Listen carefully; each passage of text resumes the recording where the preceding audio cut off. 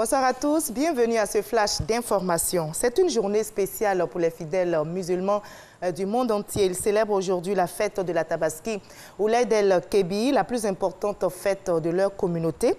Les musulmans en Côte d'Ivoire ont sacrifié à la tradition. Ils ont investi les mosquées ce mardi et autres espaces pour la prière. Voyons la célébration officielle de l'Aïd el-Kébir à la grande mosquée de la Riviera Golf à Cocody. C'est avec notre reporter Kone Pagassoro. Grande mosquée de la Riviera Golf à Cocody.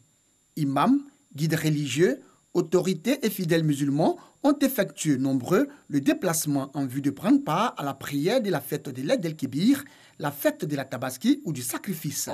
Fête célébrée le 17 d'Oual-Hijja, 12e mois du calendrier hégirien, qui est aussi le point culminant du pèlerinage à la Mecque. L'imam adjoint de la mosquée de la Riviera Golf a, au cours de son sermon, mis en lumière l'importance du sacrifice du mouton avant d'exhorter l'ensemble de la communauté musulmane à la paix et à la cohésion. Que Allah le Tout-Puissant nous guide toutes et tous dans nos choix et nos actes quotidiens. Qu'il fasse de notre cher pays, la Côte d'Ivoire, un havre de paix, de cohésion, de stabilité durable et de développement. Le message de l'imam appuyé par le ministre Sidiki Diakité, représentant le président de la République, Alassane Ouattara. Cette fête se déroule dans un contexte très spécial parce que c'est cette année 2018 que le président a choisi d'aller accomplir le 5e pilier de l'islam. Et le message qu'il a tenu à adresser, à nous demander d'adresser à la communauté, c'est un message de paix.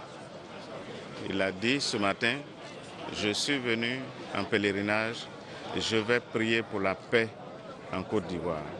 Je vais prier pour les Ivoiriens. C'est un message très fort. Quand on sait que ce pèlerinage fait suite à un acte historique également qu'il a posé par cette loi d'amnistie pour ramener définitivement la paix sociale en Côte d'Ivoire, nous devons dire merci à Allah subhanahu wa ta'ala. La prière a été suivie par le sacrifice du mouton de l'imam. Elle a bénéficié du soutien des guides des autres confessions religieuses. Pour les fidèles musulmans à la Mecque, le sacrifice constitue le rite final du pèlerinage. Après la prière, place au partage, les familles se réunissent autour d'un repas. C'est un moment de communion en cette fête de la Tabaski. On invite également les amis pour le repas. L'ambiance est conviviale. Nous allons le voir dans l'édition de 20h. Nos reporters ont sillonné différents ménages dans le district d'Abidjan.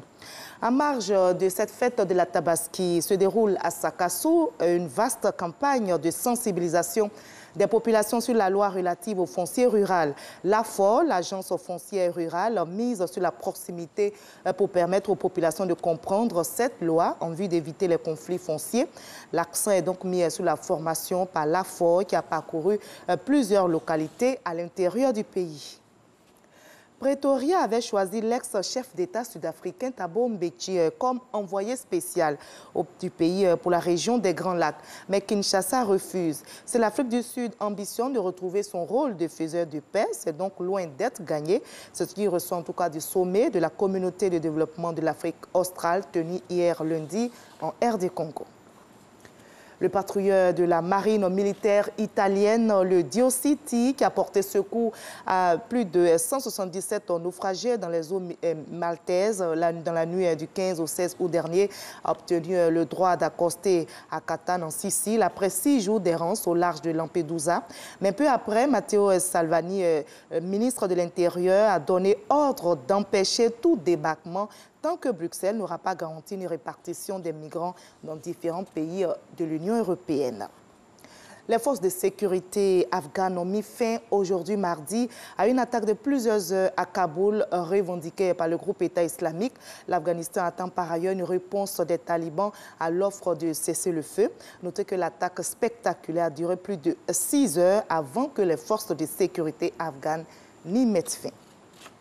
On va se retrouver à 20h pour décrypter ensemble l'actualité nationale et internationale.